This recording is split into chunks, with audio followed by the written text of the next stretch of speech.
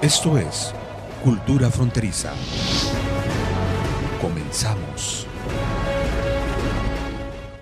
Bueno, aquí estamos entrevistando a José Manuel Valenzuela Arce, quien además ha sido, como ya lo dijo Aglae, un investigador del fenómeno social, sobre todo de las juventudes y las no juventudes, porque también ha habido movimientos que se han transformado con el tiempo. José Manuel, pues antes que nada, gracias por este tiempo. Y la primera pregunta es que llegaste a presentar tu libro, La danza de los extintos.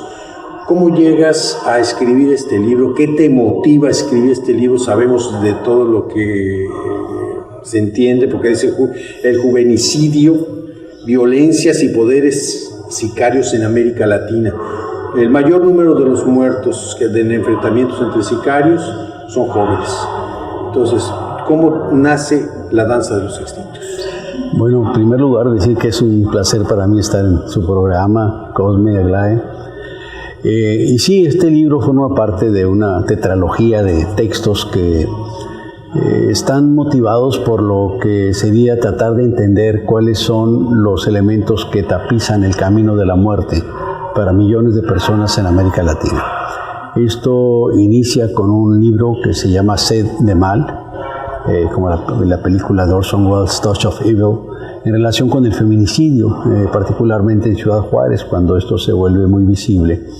Y Sed de Mal, para mí lo que mostró, o lo que analizó, es que al final de cuentas la transición de las muertas de Juárez al concepto de feminicidio posibilitó otras formas de acción política humana, porque finalmente las muertas de Juárez no implicaban el acto homicida ni a los responsables del asesinato. Pero la otra cuestión que me parece central es que más que poner el acento en la muerte misma, ¿no? Como muchas veces he señalado, nosotros no somos cuentamuertos ni cuentamuertas, es escudriñar cuáles son los entramados que precarizan la vida, que posibilitan que haya gente que es asesinada y que no pasa nada. Entonces, los procesos de precarización de la vida ha sido el eje a partir de este trabajo. El segundo libro, que se llama Juvenicidio, Ayotzinapa y las vidas precarias en América Latina, pues amplió el concepto de juvenicidio, que ya estaba en Sed de Mal, que ya lo había utilizado, y que se enfoca a una realidad doliente, que la principal causa de muerte de jóvenes en América Latina es la violencia, las violencias, y que efectivamente también estamos hablando de amplios escenarios de precarización que vienen desde la década perdida de los años 80, ¿no? Cuando se hablaba de esta expropiación de la esperanza, decía yo, de juvenil, pero estos jóvenes no han visto el final del túnel hasta la actualidad. Entonces sigue habiendo un entramado muy fuerte de violencia y de muerte, pero los eventos de Ayotzinapa, justo 26 y 27 de septiembre de 2014, motivaron una reflexión más amplia que logró convocar a gente de distintos países de América Latina, que juntos publicamos este trabajo que yo coordiné y que implicaba los falsos positivos en Colombia, que implicaba la situación en las favelas de Brasil, el tema de la Mara Salvatrucha y el barrio 18 en Centroamérica, en fin, distintas experiencias desde las cuales analizamos la violencia. El tercero se llama Trazos de Sangre y Fuego, y ese lo publicó Calas, y es un trabajo que trata de centrarse ya de manera más profunda en estos, cómo se articulan los ejes de la biopolítica y la necropolítica, estrategias de control de los cuerpos y decisiones sobre quién debe vivir y quién merece morir, un poco basados en Michel Foucault de biopolítica y en necropolítica de Achille Mbembe. Y finalmente, de ahí viene La danza de los extintos. La danza de los extintos, de muchas maneras, lo que trata de hacer es colocar lo que sería una reflexión, una metarreflexión, considerando algunas críticas que se han hecho al propio concepto, pero también tomando en cuenta lo que sería la validez de un concepto que proponemos debería de tener una legitimidad dentro de las propias normas de Naciones Unidas, de los organismos internacionales. Si nosotros vemos, por ejemplo, el concepto de genocidio, no implica al tema del feminicidio ni al tema del juvenicidio. Todo lo que proponemos dentro de lo que se llaman actos crueles, ¿no? Que deberían de ser considerados y que no podemos pensar que una sociedad que ve cómo drena la vida de sus hijos y de sus hijas es una sociedad sana. Entonces este libro trata de hacer como un recuento y el título es significativo porque viene a un poema medieval, La danza de la muerte convocando a la gente, y La danza de los hombres extintos, que es un trabajo que realiza Primo Levi, que él mismo a los 25 años estuvo capturado en el lager, estuvo en los campos de concentración, y él sobrevivió y asumió que la función de los sobrevivientes debería de ser dar testimonio de lo que vivieron para que no se repita. Este libro de alguna manera trata de dar testimonio de lo que hemos estado viviendo, pues para evitar que siga ocurriendo y que ya no se repita. José Manuel, sí quisiera dar una breve semblanza tuya también para compartir con nuestro público. Aunque tú eres muy conocido de tu trabajo también, tú eres doctor en Ciencias Sociales con especialidad en Sociología por el Colegio de México, eres un profesor investigador destacadísimo del Colegio de la Frontera Norte, pues director, fundador de la revista Cultura. Fui director ya de Frontera Norte. Frontera Norte, efectivamente.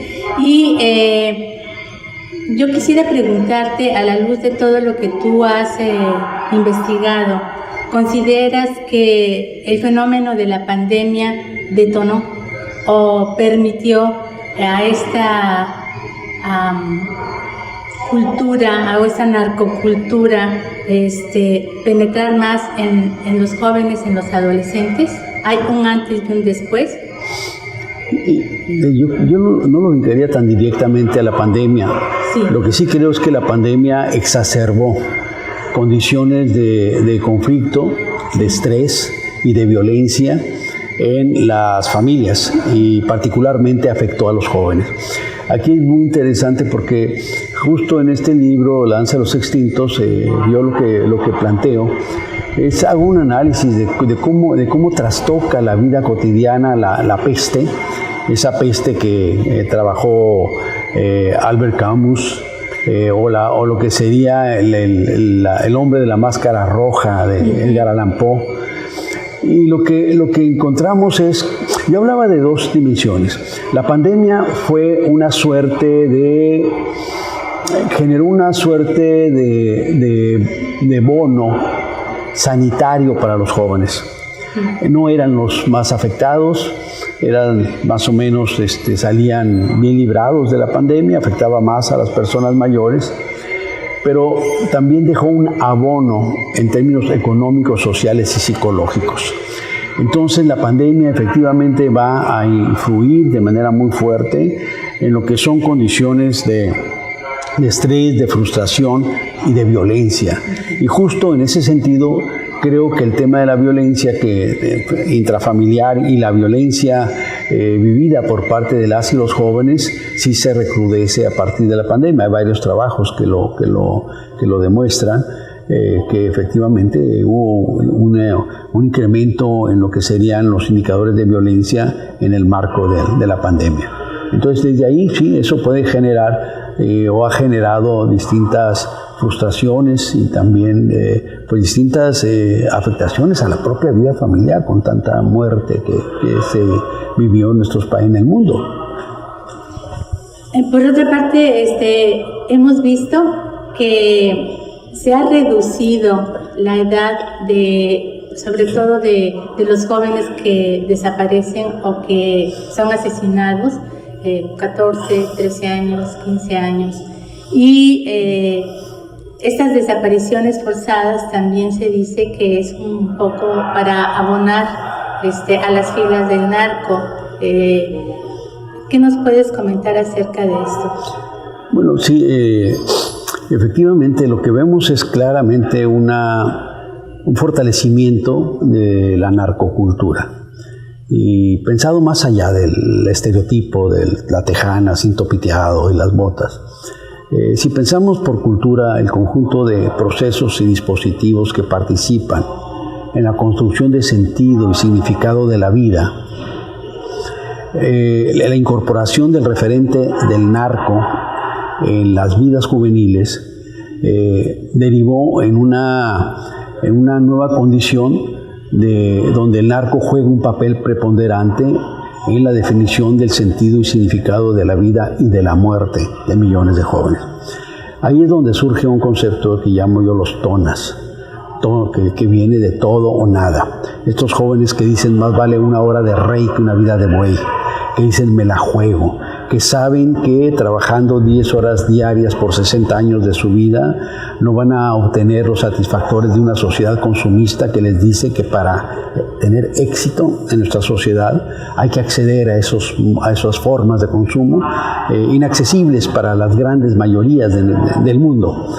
Entonces, estos jóvenes son los que dicen me la juego y se la están jugando, que no están dispuestos a asumir ese tipo, porque se han obliterado los canales de movilidad social, porque tenemos una condición en América Latina con más de 130 millones de personas en condiciones de pobreza. Tenemos una condición donde los primeros 10 años de este tercer milenio occidental, 37 milenio oriental, tenían que haber generado para los jóvenes que ingresaban al mercado laboral, que no se generaron. Tenemos una situación donde el empleo, 6 de cada 10 empleos, y en unos casos 7 de cada 10, son en la informalidad, que colinda con la paralegalidad. Tenemos el caso de que quienes sí tienen empleo formal, solo 42% tienen seguridad social, las prestaciones sociales en el empleo. Y luego tenemos que dentro del sistema educativo, pues la mitad de los muchachos, de los niños que iniciaron la educación básica en la prepa, la mitad están fuera del sistema educativo. Los persistentes que terminan una carrera, más de la mitad no va a trabajar en lo que estudió. Entonces eso nos genera una realidad sumamente doliente. Y luego tienes el desplazamiento. México estuvo en los años anteriores desplazando 500,000 de mexicanos cada año que no encontraban aquí las condiciones para desarrollar proyectos de vida viables, vivibles. Y finalmente tienes, entonces el desplazamiento era su única opción. Y luego tienes finalmente la fractura del marco axiológico. Tal vez quienes crecimos en el periodo del baby boom, pues teníamos ciertos referentes, ¿no? de los cuales llegar a obtener lo que sería una vida que considerábamos exitosa o deseable. Pero lo que vemos ahora es, desde las encuestas nacionales de la juventud, una fractura del marco axiológico. Los jóvenes no creen en el sistema de procuración de justicia, con justa razón diría yo. A los ojos de los jóvenes no había diferencia cualitativa entre ser policía judicial o narcotraficante. No creían en la política ni en los políticos, sobre todo definido desde la lógica Estado-sistema de partidos. Ellos creían más en agendas, no era la cultura de la hueva como les llamaron por mucho tiempo. Ellos pensaban en agendas, en lucha por derechos humanos, en la lucha contra la violencia contra las mujeres, en la lucha por los temas indígenas. El zapatismo generó gran expectativa, en la lucha ecológica, en la lucha contra el calentamiento global. En fin, esto era parte de la agenda, pero no formaba parte de la agenda de los partidos políticos o del político, que era una figura muy deteriorada ante sus ojos. Y finalmente vieron cómo se degradaban estas figuras que antes tenían un papel fundamental, incluidas de algunas de las figuras religiosas, ¿no? Entonces, dentro de todo ese escenario, lo que tienes es esta búsqueda de opciones en un mundo que sustituyó el ser por el tener. Tengo, luego existo. Entonces, junto a los tonas hay otra figura que yo utilizo en relación con cada vez edades más pequeñas, que es la figura de los ponchis. Seguramente gran parte de la audiencia recordará aquel niño que a los 5 años vivía en condiciones extremas de precarización, a quien apodaban el ponchis, y a los 11 gustaba de torturar a las personas y grabar la tortura y la ejecución. Entonces se convirtió en un niño sicario. Y entonces cuando lo capturan, por 5 minutos la ciudad estuvo escandalizada, pero después se olvidaron. La mala noticia es que tendremos cerca de 100,000 niños en condiciones de precarización similares a las del Ponch. Algunos hablan de 30,000 niños inscritos en los diversos pliegues del narcomundo. Esto no significa que ellos van a ser niños sicarios. Por supuesto que no, ese determinismo no lo creo.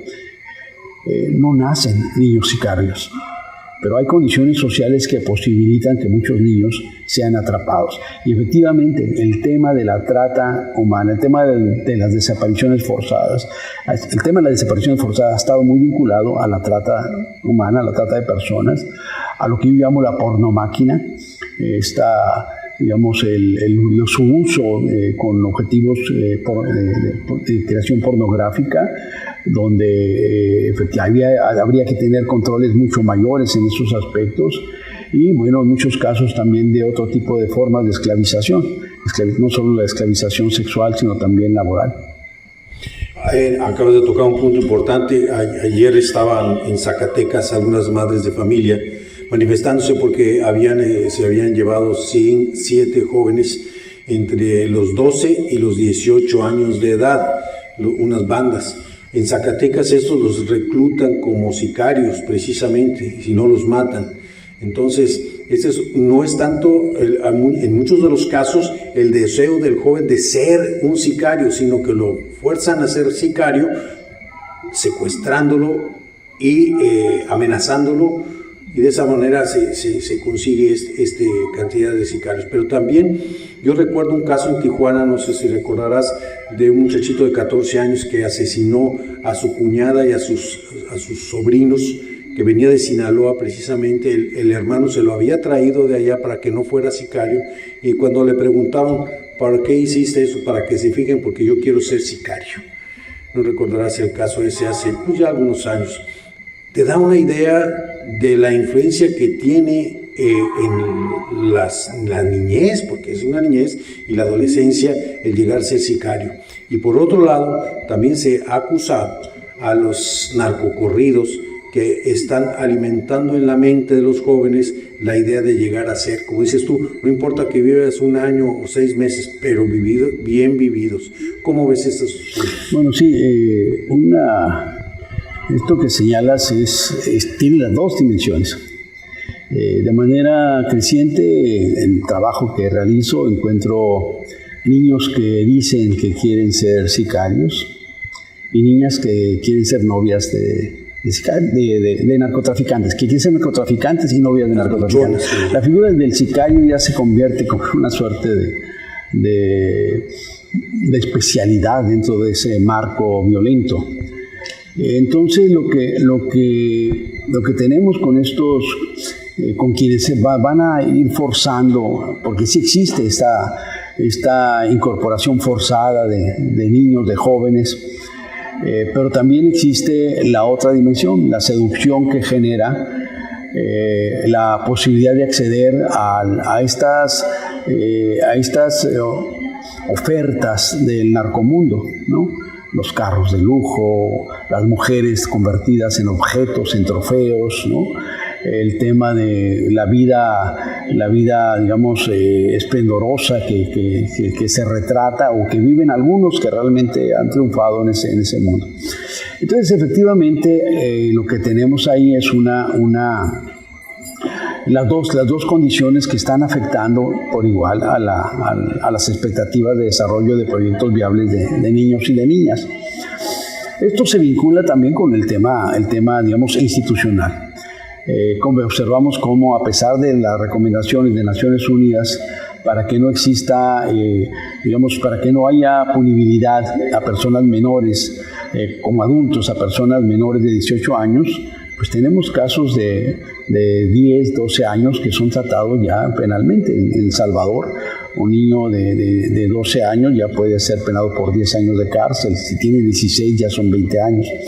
Entonces esto va generando, digamos, un proceso de espiral inversa, si se vale la metáfora, donde la relación violencia y formas punitivas va disminuyendo la edad penal.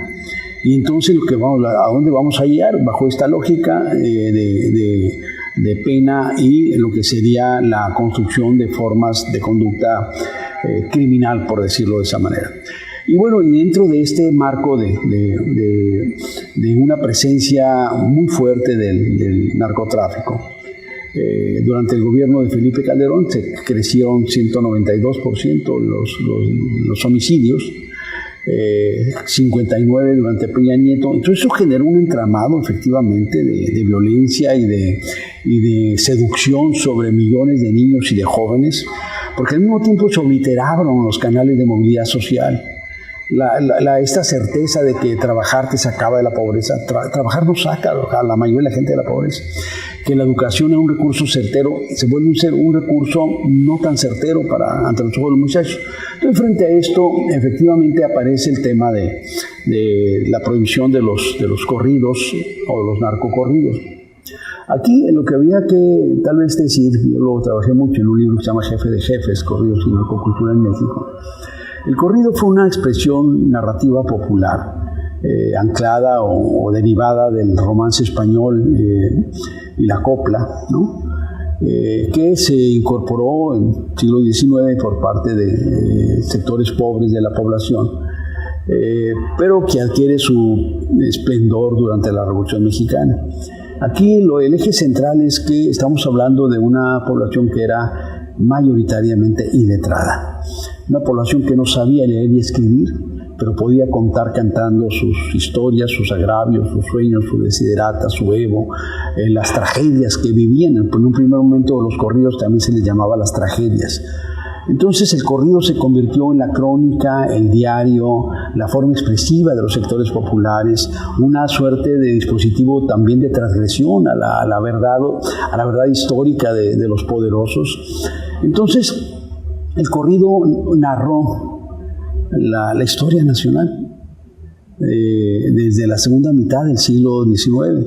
Narró la revolución, narró los procesos migratorios, narró las grandes tragedias que vivimos, narró los cambios sociales que se iban viviendo, narró esa transición del campo a la ciudad, los jilgueros, enzontles, palomas, que era parte de las despedidas de los corridos, se transformaron a los ámbitos urbanos. Entonces, ahí lo que tenemos es que en los años 60 se hace ya muy visible el tema del narcotráfico. Entonces el corrido también contó esas historias. No es que haya una lógica particular, el corrido sigue haciendo lo que ha hecho toda la vida, contar los eventos que inquietan, que atraen, que preocupan a la sociedad. Entonces el narcotráfico se convirtió en una forma muy poderosa que irrumpió en la vida social de México. Y entonces empezamos a ver lo que era tuvimos en los años 20 y 30 los primeros corridos vinculados con esta condición de ilegalidad, los famosos corridos tequileros, en el marco de la ley Volstead, la ley seca 1919-33, esta enmienda impulsada por el senador de Minnesota, Andrew Volstead. Pero en los años ya 60 y 70, los Tigres del Norte van a colocar lo que sería con Camelia la Tejana o Contrabando y Traición, la Banda del Carro Rojo y otros, van a poner en la voz, van a ser portavoces de lo que está ocurriendo en la sociedad. Y entonces ellos se convierten en los corridistas que van a narrar lo que está ocurriendo en los entramados del narcotráfico, pero a través de una construcción metafórica. Si nosotros vemos los primeros corridos de los Tigres, sigue usando la metáfora. Los pinos me dan su sombra, mi rancho pacas de Aquilo. O sea, el poder presidencial me protege, ¿no? Y ahí vamos a poder seguir hasta llegar a los corridos prohibidos, en los cuales viene corridos como El Circo, donde Carlos y José regentean el circo del narcotráfico, muy obvio esto en el tiempo de la presidencia de Carlos Salinas de Gortari.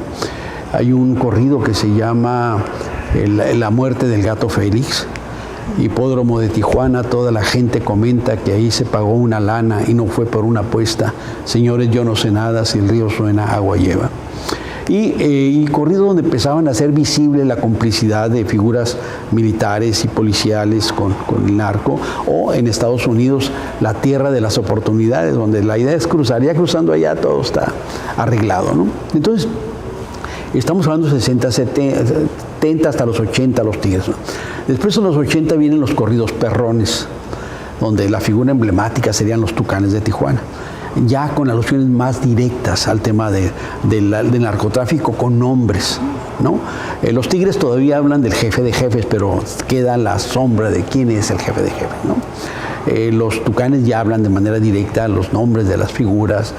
Hay una condición donde ellos narran como lo plantean, lo que aparece en los periódicos, lo que se cuenta en el barrio, etc. Pero llegamos al 2000, entonces esto ya, yo digo, el narco salió del closet y el corrido se vuelve visible, se vuelve sin filtros, directo, sobre todo ya con todo este movimiento ondeado, alterado, enfermo, de Twins Enterprise, los hermanos Valenzuela, que empiezan a grabar aquí en Los Ángeles y que toda esta, digamos, su corrido emblema el Commander, los Buchones, los primos, ¿quién más andaba por ahí? En fin, varios grupos que formaban parte de este movimiento y todos, su himno, su emblema, la canción emblema es una que se llama Sanguinarios del M1, con cuernos de chivo y bazuca en la nuca, cortando cabezas a quien se atraviesa. Somos sanguinarios, locos, bien ondeados, nos gusta matar. Para los levantones somos los mejores, siempre en caravana toda la plebada, bien empecherados, armados y listos para ejecutar. Con una gestualidad también muy fuerte, muy violenta. Entonces ahí ya estamos en una condición, digamos, muy explícita. El corrido se volvió explícito, directo, igual que la realidad que empezamos a vivir a principios de siglo, 2008, 2010. O sea, cuando la sociedad enfrenta de repente, esta sociedad que construía el narcomundo como una suerte de mundo raro, la José Alfredo Jiménez, en algo andarán, quién sabe, han de andar metidos en algo, cuando de repente el tema de la violencia derivativa, que es un concepto de Zygmunt Bauman, donde de repente todos estamos implicados en la posibilidad de la violencia, y esto es lo primero que cambia, y dos, nos sentimos inermes frente a comandos de 20 carros, todos armados. Entonces, de repente, entre 2006, 2008, 2010, se convierte en una situación donde los sectores medios, en el norte, en la frontera, de repente, el miedo atraviesa a la sociedad. Entonces, te obliga a verlo de otra manera, mucho más descarnada. Eso es lo que cantan, digamos, los enfermos, ondeados o alterados. Y luego, ya viene después de ellos la nueva vertiente que surge en 2019 en contexto de pandemia, a partir de la influencia de Ariel Camacho, y donde Natanael Cano empieza esta exploración de fusión de la tradición corridística con el rap y el trap, y de ahí surge Peso Pluma, Luis Conríquez, Junior H, Eslabón Armado, Fuerza Régida, y todo esto que hoy se conoce como los corridos tumbados. La relación con el tema de la prohibición empieza muy temprano, casi desde la época de los corridos prohibidos de los Tigres. La Cámara Nacional de la Industria de la Radio y la Televisión prohíbe que se toquen esos corridos en televisión y en radio. Entonces, de hecho, no se tocan. Sin embargo, tenían un éxito enorme por los circuitos no oficiales, digamos. Después hubo otros intentos. Francisco Labastida Ochoa en Sinaloa es el primero que lanza otra iniciativa para prohibir los corridos en otros ámbitos, y se va ampliando a espacios públicos, ¿no? Y luego, en esa lógica de prohibición que a veces es muy peligrosa, el alcalde de Nabolato, Evelio Plata, dice, bueno, sí, que pues, se prohíba la minifalda para evitar el embarazo adolescente, y en Chihuahua el gobernador Duarte propone que todos los niños, que los jóvenes sean metidos forzosamente al ejército para que no, para que esos que llamaban ninis, ¿no? Fue un concepto, digamos, insostenible. Pero entonces lo que vamos a ver es que creció, digamos, la dinámica prohibicionista en una doble dimensión. Al mismo día que prohibían a Commander en Chihuahua, el periódico La Opinión anunciaba estar el Commander en la plaza en Los Ángeles cantando los corridos más chacalosos. Entonces, la mayoría de los corridos se producen en Los Ángeles y ahora en Colombia también. Entonces, el tema de la prohibición, desde mi punto de vista, no es una solución. Si yo he trabajado, por ejemplo, con jóvenes en distintos lugares, pero me impresionó mucho en Cuba, donde los jóvenes que no tienen ningún referente en su vida cotidiana, pero reciben toda la información, porque reciben una cosa que se llama el paquete cada semana, donde ven todo lo que ven nuestros jovencitos acá en Netflix y todas estas series, todos están familiarizados, pero para ellos te hacen una interpretación sociológica, porque no forma parte de su vida cotidiana. El problema es que el narco ha permeado la vida cotidiana de sectores muy amplios de la población. Y esta representación, digamos, yo siempre hago la ironía que es pensar que si se prohibieran los corridos, desaparecería el tema de la violencia o la tentación para ingresar a estos entramados. Es ingenuo, es como pensar que si prohibiéramos si se hubieran prohibido los corridos de la revolución, no hubiera habido revolución en México, o si prohibimos a José Alfredo, disminuye el consumo etílico de la población mexicana, o si prohibimos a Paquita la del Barrio, mejoran las relaciones de pareja. Lo que tenemos es que, recordemos los debates con el rock enfermaba a los jóvenes. Siempre ha habido esta dimensión de prohibición porque supuestamente tiene una afectación. La Iglesia prohibió sones, rumbas, gatos, jaranas y guarachas porque decían son propiciadores de la lascivia canallesca y de las más animalescas actitudes. Amplios sectores de la población siguieron cantando y bailando y tenemos maravillosos sones, rumbas, gatos, jaranas y guarachas. Entonces lo que tenemos aquí es como golpear la sombra, como fracturar un espejo que lo que va a hacer es fragmentar los reflejos. Y entonces el tema aquí fundamental es que mientras no se conformen otras opciones de construcción de proyectos de vida para las grandes mayorías, pues muchos jóvenes seguirán teniendo esa tentación. Y aquí el asunto es que se abren resquicios. Así como en algún momento fue el box o el fútbol, que habría posibilidades y donde los sectores populares que se saben excluidos de llegar a esos niveles de consumo que les muestran los medios y demás, ese era un canal, ¿no?, que se fueron obliterando porque son unos cuantos llegan. De repente ahora con esto que estamos viendo con los corridos tumbados, pues vemos un éxito impresionante en el mundo. Desplazaron a todos, son número uno. Digo a todos, me refiero a todos, el top, incluidas grandes figuras como Madonna, etcétera, etcétera. Entonces de repente estos chavitos que vienen de Sinaloa, bueno, Peso Pluma nació en Jalisco, pero se crió en Sinaloa, Natanael Cano, que es sonorense, otros que son de aquí de California, pero de padres mexicanos, se vuelven millonarios y generan una dimensión aspiracionista en públicos, en sectores muy amplios de jóvenes que ven ahí una posibilidad. Entonces ahí es donde creo que está el asunto. Yo no creo que la prohibición sea una opción. Sí creo que no debe, obviamente debe ser regularse, por supuesto que sí, como se regulan otro tipo de músicas que no son adecuadas para ciertos públicos, sobre todo niños jóvenes. Pero el asunto está que la tentación prohibicionista genera toboganes. Entonces, ¿dónde termina? Prohibiremos a Soderbergh y Traffic, prohibiremos La Virgen de los Sicarios de Vallejo, la película, prohibiremos toda esta producción cinematográfica que alude a estos temas.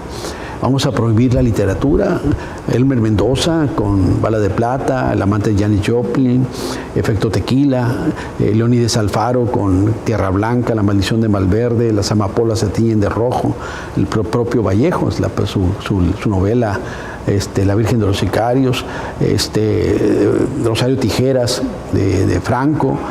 Vamos a prohibir también La Reina del Sur, de Arturo Pérez Reverte. Entonces, la pregunta es ¿dónde inicia y dónde termina la dimensión prohibicionista? Creo que el corrido ha sido mucho más atacado porque se asume que es parte del consumo de los sectores populares y se les piensa casi siempre como menores de edad. El tema aquí es mucho más complicado, creo yo. Y el tema es desmontar y generar realmente entramados sociales con nuevos proyectos de nación, nuevos proyectos sociales que realmente garanticen las condiciones para que niños y jóvenes piensen que pueden construir una opción de vida sin tener que recurrir a estos entramados extremos, porque dinero fácil no es. Y en el Jefe de Jefes entrevisté a una persona con muchos años en eso.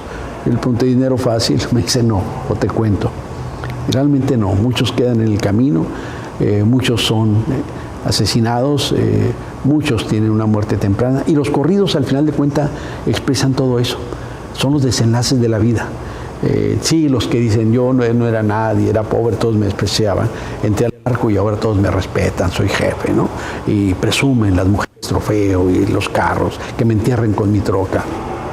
Pero también están los de ausencia, los de cárcel, los de muerte, los de la separación de la familia, los corridos dolientes, la tristeza. Todo eso forma parte también de los corridos que están inscritos dentro de esto que conocemos como narcocorridos.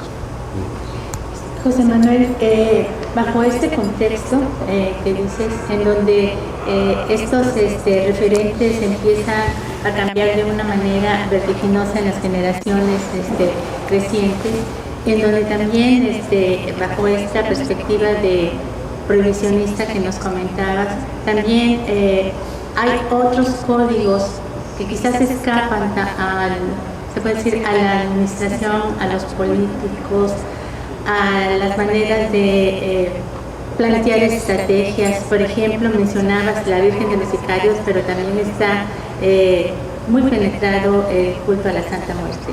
¿Cómo consideras tú que en estas situaciones marginales de creencia, de prohibicionismo, de códigos que quizás son desconocidos para los que van a implementar las políticas o las estrategias sociales para dar de alguna manera una alternativa a todas estas jóvenes generaciones que vienen, pero con todo, porque además la realidad se complejiza a partir también de la era digital, ¿no? ¿Cómo ves tú toda esta situación? Sí, esto, bueno, obviamente es muy interesante porque se inscribe en la historia de la mística popular o la religiosidad popular de nuestros países. Y esa mística es liminal, es una mística que incorpora elementos de distintas vertientes religiosas. Desde la propia revelación, la Epifanía Mariana en el monte de Tepeyac, con la Virgen de Guadalupe, justo en el sitio de la diosa madre Tonantzin, ¿no? Donde se genera esa, digamos, vinculación como estrategia de conversión. El culto al Santo Señor de Chalma, cuando los misioneros convocan a las poblaciones originales para ir a confrontar a la Santa Cruz con sus falsos dioses. Yostocteotl, una figura de piedra a quien ellos adoraban escondidos porque estaban prohibidos esas idolatrías, cuando llegan está derribado y solo hay una cruz. Y entonces muchas de las creencias y muchas de la cosmogonía de los pueblos originales permaneció soterrada o permaneció en esta condición, digamos, sincrética con la religiosidad católica. Los altares de muertos es el ejemplo más evidente de todo eso.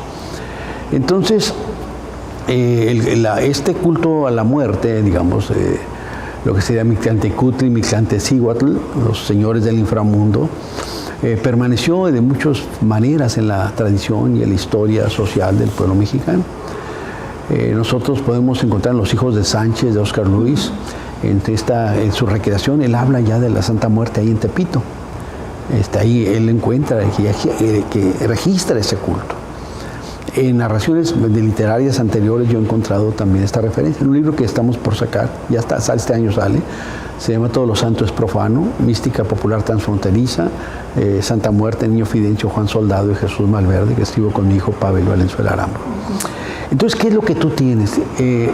Una condición donde doña Quetita Romero, una mujer que vive en Tepito, ella tenía un altar de la Santa Muerte que le había regalado su esposo. Como mucha gente tenía altares de la Santa Muerte. Entonces un día un hijo de ella le regala otra Santa Muerte. Y mientras definía cómo ponerla y demás, la pone en el garage. Y para cuando sale, está lleno afuera de gente adorando a la Santa Muerte. Y así surge esta visibilidad de la Santa Muerte en Tepito, con doña Quetita Romero. Y lo que hace es como otra vez es el detonante de que la gente empieza a sacar las imágenes de la Santa Muerte. Una figura que ahí ha estado. Entonces, esto es muy interesante porque cuando tú lo colocas dentro de condiciones extremas de vida, como la que puede ocurrir con el tema de los narcotraficantes, por decir algo, o se dice que también las prostitutas, que también se le trata de asociar con imágenes que viven, digamos, del otro lado de la legalidad. Pero si nosotros lo vemos en la investigación que hicimos nosotros, pues hay gente profesionistas, gente de muchos, no necesariamente delincuentes. Hay un culto mucho mayor al que uno pudiera imaginarse. Si uno trabaja con colegas académicos y pregunta sobre sus creencias, uno se sorprendería de las limpias, las lecturas de tarot, de mano, de los horóscopos y toda esta condición, digamos, estas fuerzas mágicas que se incorporan en su vida cotidiana. Lo mágico alude básicamente a digamos, las fuerzas sobrenaturales que participan y que uno las incorpora. Es impresionante. Entonces, es luminosa nuestra forma religiosa. Y entonces cuando uno ve esto, la apropiación de la Santa Muerte por estos personajes, igual que la figura de Malverde, la figura de Malverde, pues que no existe ningún registro de su existencia, se asume que era Jesús Juárez Mazo, un salteador de caminos de finales del siglo XIX, principios del XX, colgado en 1909 y dejado insepulto como escarmiento de la población. Efectivamente se adjudican ciertas correrías de robar a los ricos y darle a los pobres, una suerte de Robin Hood, un héroe popular, le llamo yo, como hubo muchos, como el Rayo de Sinaloa, de la segunda mitad del siglo XIX, frente a Porfirio Díaz, como fueron acá los chicanos, Joaquín Murrieta, el Fego Vaca, Tiburcio Vázquez, Chucho el Roto también. Chucho el Roto, toda esta figura, ¿no? El caso es que queda insepulto y la gente empieza a convertirlo en una figura santificada. De tal manera que mucha gente en Sinaloa que creció creyendo en Malverde como santo popular. Entonces, efectivamente, con el paso del tiempo, dado que los agradecimientos de los narcotraficantes son mucho más visibles que los de Juan Pueblo, la gente lo empezó a identificar como santo de los narcotraficantes, pues un santo popular, como aquí Juan Soldado, que empezó como santo de los migrantes, era un santo popular aquí en Tijuana, con una historia también muy complicadita, ¿no? Un soldado raso acusado de estupro y asesinato de una niña, Olga Camacho, y que después se convierte en santo por la misma población que quería lincharlo.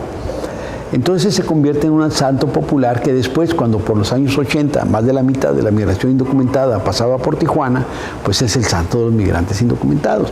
Bueno, aquí el tema está que efectivamente en estas vidas de riesgo, la idea de no solo de trascendencia, que puede ser un recurso el corrido, háganme un corrido para, ¿no?, donde digan que yo soy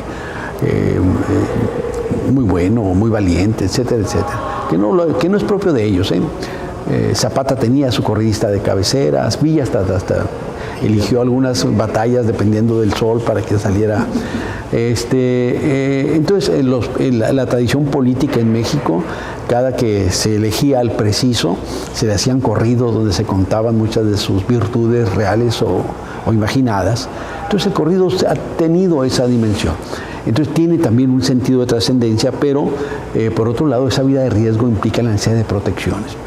Y así algunos se meten una imagen de hueso de la Santa Muerte bajo la piel, con lo que se supone que las balas no les hacen nada. Entonces hay una serie de rituales, digamos, pero está muy articulado con el propio ritual católico.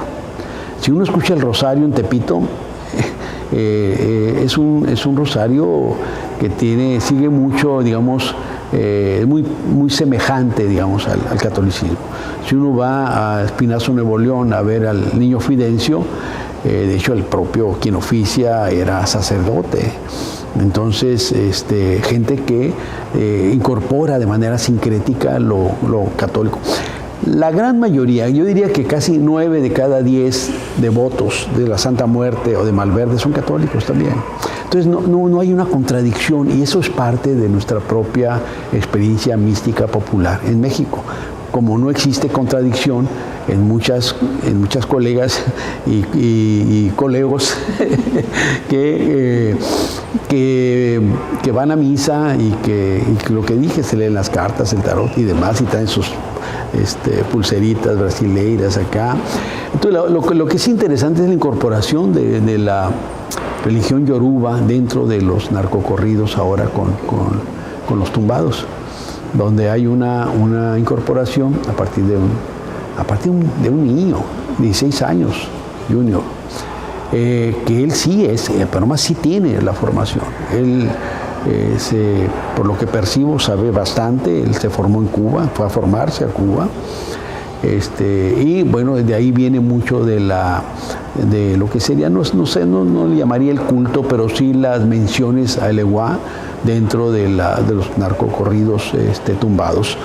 Entonces, así lo pondría. Efectivamente, la Santa Muerte después la incorporaron como roommate de Malverde, ahí en la capilla de Sinaloa.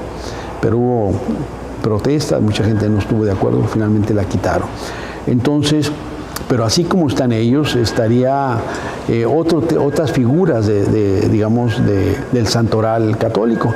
Junto a la Santa Muerte, junto a Malverde, estará la Virgen de Guadalupe, estará la cruz, estará Cristo. En los tatuajes, en los cuerpos de las personas creyentes, en eso también están. Entonces esto es para verlo desde una lógica donde, así como hay muchos que sí están metidos en el campo, en la delincuencia, digamos, hay muchas otras personas que tienen fe en estos santos populares y que no necesariamente forman parte de esos entramados. Hay un tema que se ha discutido y quiero saber tu opinión. Hablabas acerca de las universidades, por ejemplo.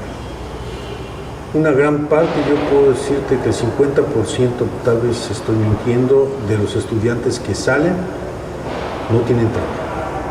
O trabajan en otra cosa, de Uber, o ingenieros que andan de Uber, abogados que andan de taqueros, en fin, andan haciendo otras actividades. ¿Cuál es entonces el sentido? Decía un amigo, es que no tienen por qué estudiar una carrera si realmente no la ven futuro. Pueden estudiar otra cosa o dedicarse a otra cosa. ¿Cómo ves tú el papel de las universidades en la formación de futuros desempleados? Bueno, yo lo pondría un poco distinto. Yo creo fervientemente en la relevancia, la importancia de las universidades. Y pienso que hay dos dimensiones. Uno es la universidad como formadora de especialistas, de gente preparada en ciertos campos profesionales, pero también la universidad como generadora de seres humanos, toda la educación en general. Entonces, de repente nos vimos como atrapados en un debate sobre el tema de las competencias, ¿no? Y una forma de educación instrumental, ¿no? Estudias para tener cierto trabajo, para tener ciertos recursos, lo cual está bien, tiene que ser así. Pero lo que en todo caso yo creo que lo que hay que transformar es esta condición donde estés formando a las personas que estén desempleadas, porque no es que no haya trabajo para ellos, el asunto está que es muy desequilibrada en las formas desde las cuales se ha construido la formación social que tenemos, en la que vivimos. Hay demanda en muchos otros lugares también de profesionistas como estos que estamos generando. Entonces yo lo que sí creo es que urge una transformación de fondo de todo del sistema educativo y también del sistema de las ciencias, el sistema de investigación. Creo que en parte se avanza cuando se plantea una rearticulación de lo que serían los objetivos y los sentidos humanistas, pero también de la enseñanza, pero construidos desde formas y lógicas de incidencia en la realidad social que vivimos. Porque después muchas universidades empezaron a meter programas que tenían que ver con necesidades definidas por las grandes corporaciones, pero que no tienen nada que ver con la realidad que la gente está viviendo, o tenía poco que ver, para plantearlo de esa manera. Entonces, de repente, si tú desarticulas estos dos ejes, ¿no? de lo que sería una educación incorporada en lo que sería la propia perspectiva de un proyecto social, de un proyecto de país, lo cual no invalida la investigación mera especulativa, la teórica, que debe también tener un lugar especial. Pero yo sí regresaría a los clásicos, ¿no? A Carlos Marx, cuando planteaba a los filósofos que se habían dedicado a observar el mundo y que lo importante era transformarlo. Max Weber, en El político y el científico, lo que plantea es que la responsabilidad del investigador es hacer un cambio en el mundo que vivimos. Y muchos otros, ¿no? Que han venido trabajando en ese sentido. Pero yo sí creo que todos los recursos que destina el pueblo, ¿no? Y a través del Estado para la educación, para la formación, de repente entramos en una vorágine donde todo este periodo previo, donde parecería que tu única función como investigador era publicar papers en una revista especializada, indizada, y si eras en un idioma extranjero, mejor. Entonces, ya lo hiciste, eres genial, ¿no? Entonces, de repente, que esta idea de pensar en los grandes problemas nacionales, de pensar que tu formación, que la educación debería estar vinculada con toda la conformación de un proyecto social mucho más amplio. Y no estoy diciendo con eso subordinar a ciertos intereses de la política o de la economía, sino pensar desde el campo educativo y desde el campo investigativo, desde partir de los grandes problemas sociales, los grandes problemas nacionales, y desde ahí tener una mayor incidencia en la transformación, en el mejoramiento, en la construcción de mundos posibles. Yo sí creo en eso. Y sí creo también que este desdibujamiento en gran medida está dado, no porque no hay empleo para esos profesionistas, sino porque los sueldos que les pagan no son competitivos. Son sueldos muy bajos y muchas veces la gente prefiere pues trabajar en un Uber, tiene más libertad, puede ganar más que trabajar en una oficina donde le pagan muy poco dinero. Recordemos que hubo un peso muerto en los sueldos, en los salarios, hubo un crecimiento enorme de la desigualdad social, hubo un decremento del salario real en todos los ámbitos.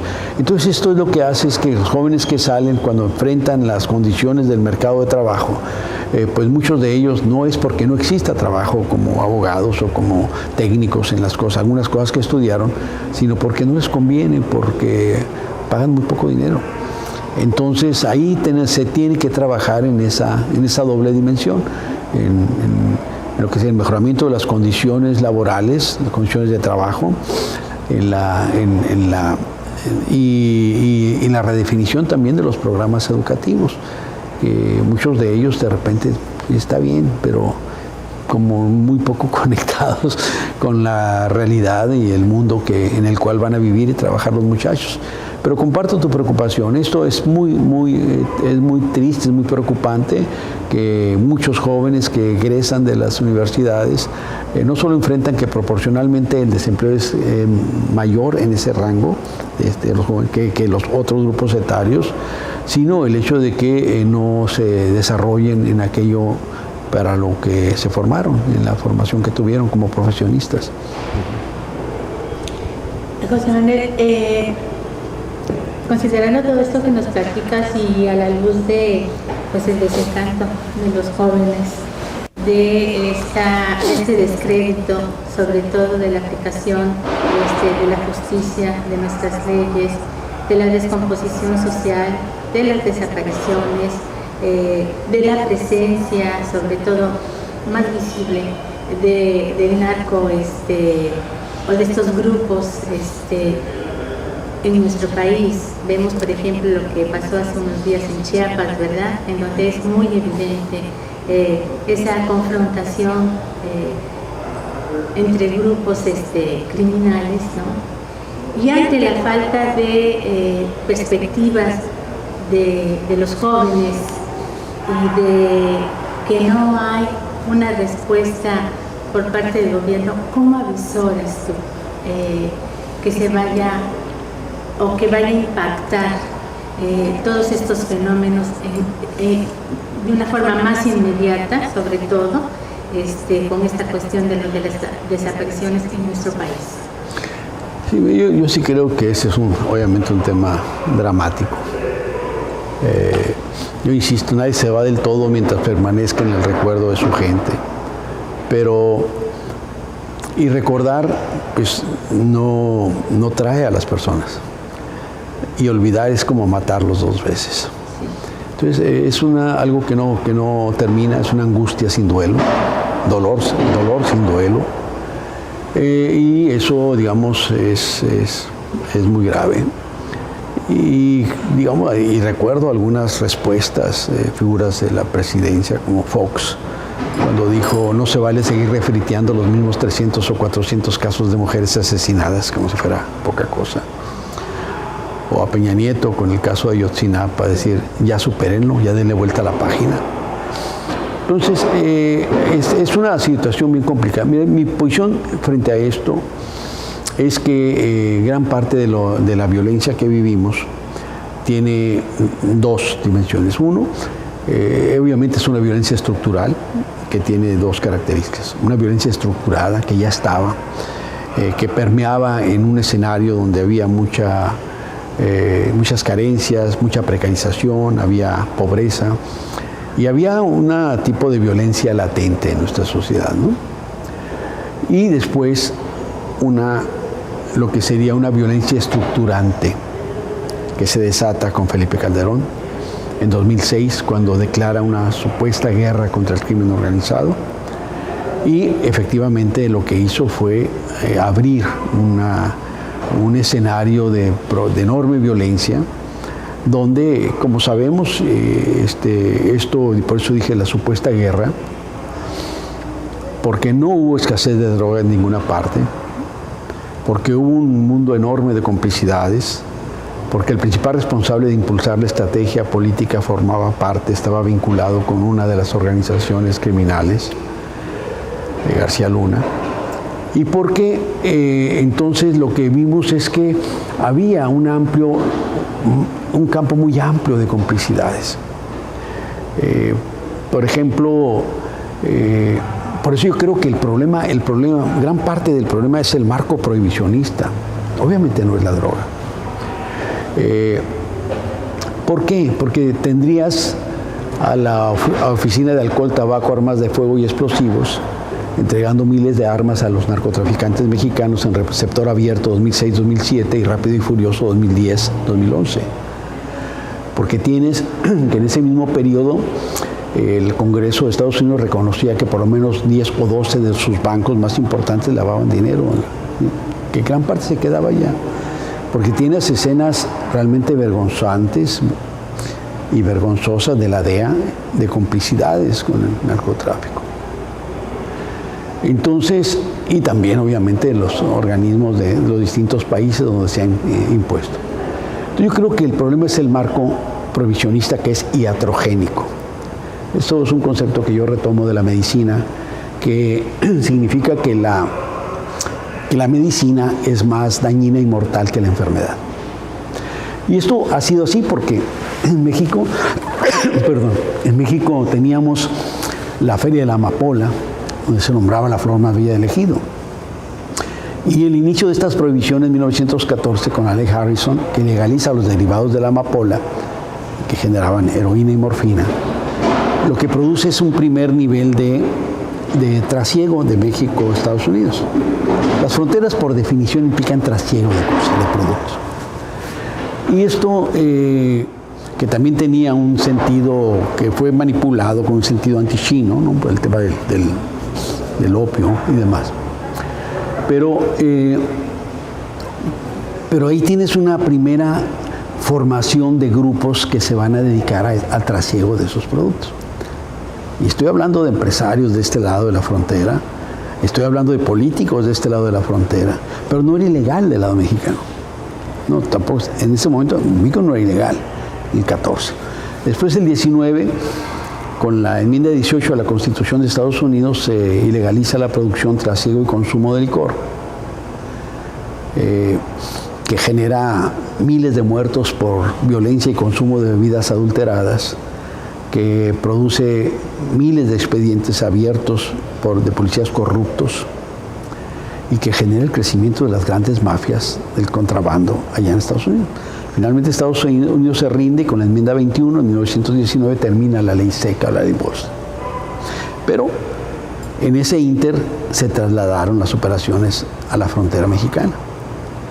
Todo lo que se conoce como la leyenda negra, al final de cuentas tiene que ver con esa dimensión transfronteriza, donde tiene dos vertientes: la vertiente glamurosa, ¿no?, que muchas veces se cita, ¿no?, Humphrey Bogart, Charles Chaplin, los hermanos Marx, Johnny Weissmuller acá en Tijuana, o Margarita Cancino, quien bailaba en el Foreign Club, después se convierte en la superdiva Rita Hayworth, Rodolfo de Valentino, que se casa en Mexicali mientras filmaba el Shake, y así a lo largo de la frontera también Ciudad Juárez tiene sus anécdotas, pero estaba la otra parte, la parte sórdida, la parte, digamos, que lastimó la vida social fronteriza, con los prostíbulos, que era trata humana, por supuesto. Todo esto queda como una suerte de leyenda, así como medio como cinematográfica, pero en realidad estamos hablando de trata humana en ese periodo fuerte. Estaban los grandes casinos, estaban las apuestas, las casas de juego, las carreras. Entonces todo ese escenario, todo eso transformó las formas de vida de la frontera. Y en mediados de los 20 se ilegaliza la cocaína y la marihuana, el cannabis. Entonces, todo eso fue fortaleciendo el trasiego, porque una cosa es que digan que es ilegal y otra cosa es que un país asuma que no va que va a prescindir de esos productos. Así como durante la ley seca había miles de personas que desde el lado estadounidense cruzaban diario la frontera porque no estaban dispuestos a asumir con estoica resignación la abstinencia etílica, lo mismo empezó a ocurrir con este abastecimiento de droga del lado mexicano. De tal manera que Estados Unidos fortalece sus estrategias, que son básicamente estrategias no para impedirlo, sino para regularlo y controlarlo. Así llegamos, por ejemplo, en 1938 en México, durante el periodo de Lázaro Cárdenas, 34 al 40, él tuvo un secretario de salud, el doctor Viniegra. Él era un científico muy importante. Él fue director de La Castañeda, un hospital psiquiátrico en la Ciudad de México, y tenía publicaciones sobre el tema del cannabis como planta medicinal.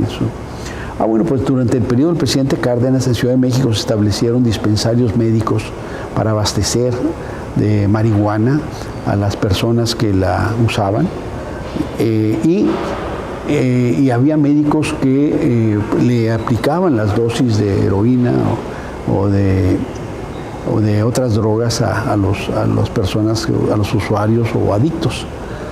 Estados Unidos dijo: ustedes siguen haciendo eso, le vamos a vetar las exportaciones de medicinas de Estados Unidos a México. Se desistió. Entonces lo que tuvimos fue realmente una condición donde esto, que no era un problema, se volvió problema cuando ciertos productos como el cannabis o la amapola entran a un mercado de circulación, de producción y de acumulación, en este caso capitalista, que de repente la propia prohibición elevó enormemente los precios y los riesgos incrementaron los precios. Entonces vimos cómo se fue convirtiendo en algo que no era un problema, en un problema real.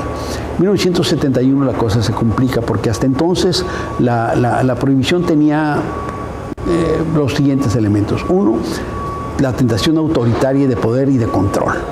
Los misioneros prohibieron que los indígenas en la región andina masticaran la hoja de la coca. Cuando se dieron cuenta que disminuía el rendimiento, le dijeron: bueno, está bien, síganlo, pero produzcan igual, no hay problema. Entonces, una dimensión autoritaria de control de poder económica. Así fue con la prohibición del té, de la caña de azúcar, del café, del licor. Todas estas prohibiciones tenían esa dimensión también. En tercer lugar, una condición moralina, religiosa muchas veces, que ha participado y ha evitado una discusión, digamos, científica sobre el tema de las drogas y lo que implica. y el control de la fuerza de trabajo, como ocurrió con el alcohol durante la Gran Depresión en Estados Unidos. Y yo creo que se incorpora uno más en 1971 con Richard Nixon, que se convierte en un eje geopolítico. Cuando entienden que la prohibición a ellos les sirvió, era parte de la estrategia política de Nixon, y así lo reconoce quien fuera su mano derecha, hacer que la sociedad identificara hippie con drogadicto y afros y latinos de los barrios con delincuentes. Y finalmente lo reconoció hace como 4 años en una entrevista que junto con los medios crearon esa condición porque ponía en riesgo el plan político de Nixon. Pero por otro lado, algo que no dicen, empieza lo que fue la estrategia geopolítica de bajo el tema de las drogas, la injerencia en América Latina, con resultados desastrosos, dolientes. Chile 1973, Plan Colombia, Iniciativa Mérida y otros más. Entonces, ¿a qué nos lleva esto? Se pueden hacer que para poder avanzar en serio en este gran problema, en este flagelo, es reconocer que el gran problema es el marco prohibicionista y las condiciones que genera para que mucha gente decida correr todos los riesgos con tal de obtener esos satisfactores.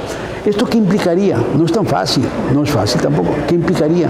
Implica una redefinición del proyecto social, otra vez volvemos a lo mismo, fortalecimiento de las condiciones laborales, de la educación, mejoramiento de los sistemas de salud, convertir el tema de la droga en un asunto de salud pública, donde la información esté al alcance de la gente, la educación sobre los riesgos y demás esté al alcance de la gente, y hacer una estrategia de control de daños. El último informe de Global sobre las drogas lo que nos dice es que en el mundo ha crecido, ¿no?, el consumo de drogas. Y cerca del 5% de la población del planeta ya consume drogas. Y la droga que más se consume es el cannabis, marihuana, cerca del 80 o poco más. Del resto que consumen otro tipo de drogas, 15% tienen problemas graves por su forma de consumir. Bueno, yo leo al revés. 95% de la población del mundo no consume drogas porque estamos atrapados en un baño de sangre.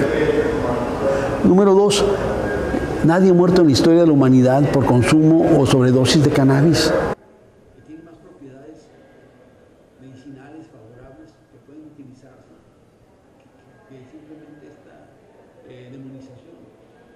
Número 3, si solo el 15% de quienes consuman otro tipo de drogas tienen problemas severos con su forma, el resto que son extraordinarios jugadores de básquetbol, de fútbol americano, de béisbol, intelectuales, artistas, académicos, que tienen una vida, digamos, normal, entre comillas, y que en todo caso se aplique control de daños sobre esas personas, que al descriminalizarlo se vuelve un problema de salud y es posible atenderlo. El problema es que muchas veces, como es ilegal, los niños o los jóvenes que empiezan en esta lo hacen escondidas y se relacionan con esos personajes. Cuando los padres se dan cuenta es porque ya están bien enganchados y porque los padres tampoco tienen muchos códigos para estar alertas de lo que está ocurriendo. Entonces se rompe las lógicas de confianza en la familia y que sería el primer, digamos, la primer trinchera de control y de ayuda para estos muchachos. Entonces, y el problema es que las principales formas de muerte a partir de estos consumos es por la adulteración de la droga. Entonces se podría controlar también el tipo de droga que consumieran y a partir de ahí programas que pudieran ayudar a la rehabilitación. Entonces, pero si seguimos pensándolo como una cosa como diabólica, entonces no vamos a salir de este gran problema que tenemos enfrente. Pero al mismo tiempo sigue existiendo. Naciones Unidas hace ya casi 15 años evaluaba en $320 mil millones anuales los ingresos que generaba el narcotráfico, ¿no? Y ahora los asociados, el tema que les decía de la pornomáquina, el tema de las armas, todo esto que está articulado con el mismo fenómeno. Si no le entramos de fondo, mientras no se desmantele, imagínense que los narcos estuvieran peleando con resorteras, sería totalmente distinto a lo que estamos viviendo, que en el caso del Culiacanazo, cuando detienen por la primera vez al Chapito, Ovidio, llegan cerca de 700, 800 plebes, como les llaman, con barrets montadas en los pick-ups, que son que te destroza los blindajes. Entonces, estamos frente a un asunto que requiere una solución mucho más radical. Pues muchas gracias. Te agradecemos muchísimo, José Manuel, que hayas estado con nosotros. Una espléndida entrevista, en donde nos analizas todos los escenarios, ¿verdad? Y nos llevas también en que muchos han detonado, pues, no de ahora, desde el siglo pasado, ¿no? Pues muchas gracias, José Manuel Valenzuela Arce, por esta oportunidad que teníamos tiempo ya tratando de hacerla, pero pues no se había dado el momento y gracias. Esto fue todo en Cultura Fronteriza. Hasta la próxima.